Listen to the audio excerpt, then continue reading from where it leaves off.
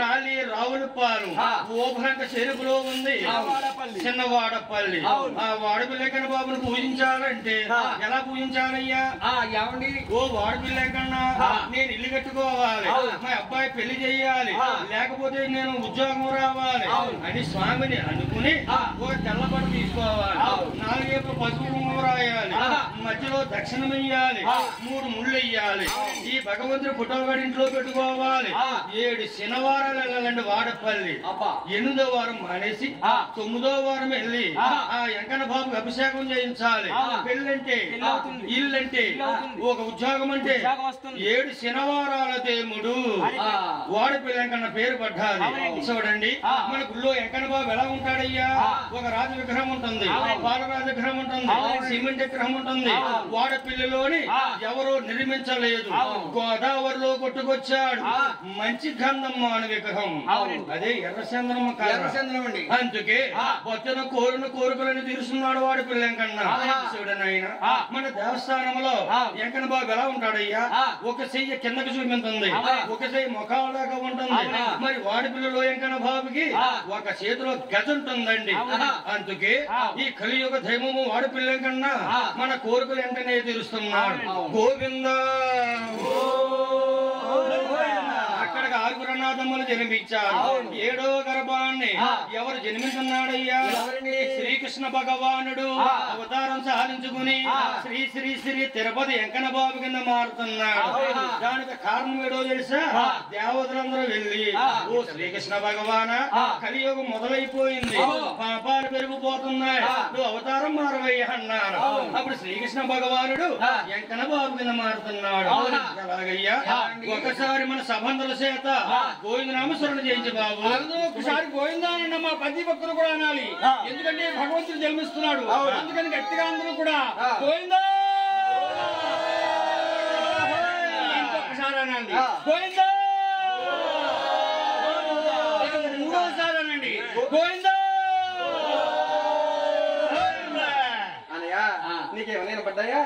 ఏంటి మన అవ్వనన్నా అన్నయ్య గోవిందా గోవిందా అంటున్నా లేకపోతే ఏమైనా? నాకు ఎలాగైనా పడలేదురా. మన మగవారు ఉన్నారా? నువ్వు అనమన్నావా? ఒక్కసారి అనమంటే 2 సార్లు గోవిందా గోవిందా అనుకుంటున్నారు.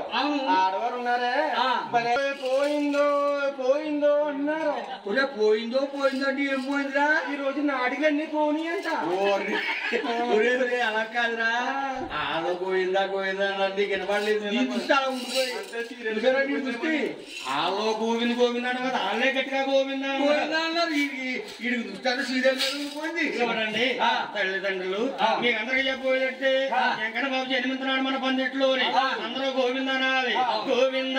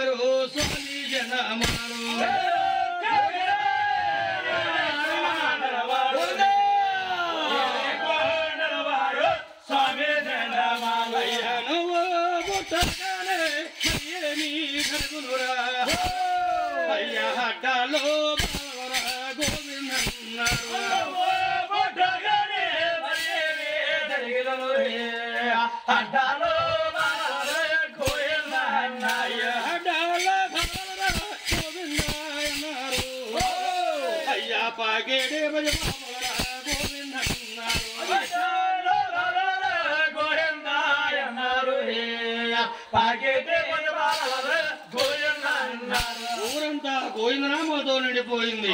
ఆ గ్రామంలో ఉన్న ఆడవారు అనుకుంటున్నారు, అమ్మ హేమమ్మ చిన్నక్క హేమమ్మ బెదక అక్క పేరిందే వదికే బాలుడు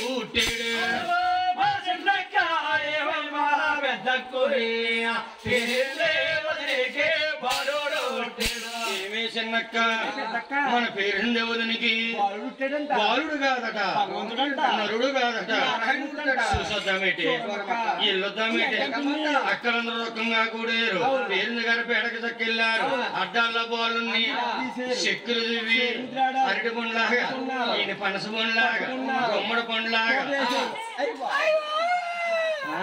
నేను ఏం చేసినా అమ్మాయిని ఎడుతున్నావురా? బాబు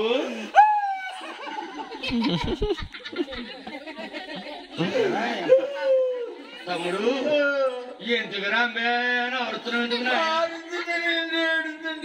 ఇదంతా ఏడిపోయినా ఎందుకు ఏడుతున్నావు బాబు? నిన్ను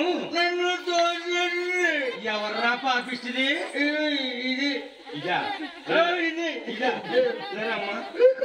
సోనాగని తోసావా? నేను సోనాన్ని తోసేలేదండి, వారుడు కాదండి.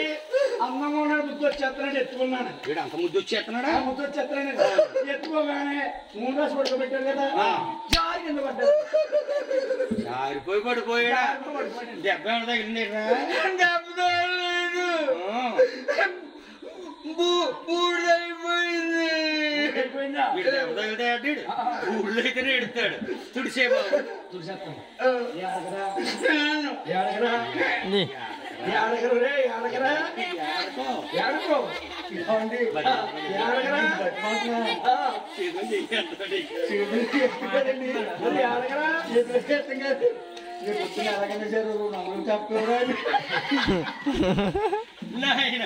చాలా ఉంది మరి ఏంటనుకుంటున్నారా?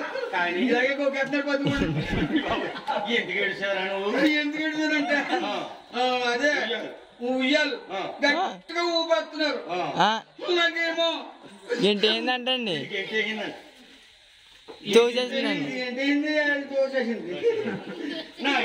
వెంకన్న బాబుకి 4 విధాల గొలుసుల మిరిసారు, పంచాయతీ నేటి ఒళ్ళులతకుండా మల్లెపూలు కూడా పోసారంటే మళ్ళీ పువ్వుల పైన సాముల వారిని పరుండబెట్టి ఒక పక్క నాగగనికలు మరో పక్క జావగనికలు జోలపాటలతోటి స్వామిని జోలపాటలతో లాలిస్తున్నారు. జోలపాటలు చూడండి.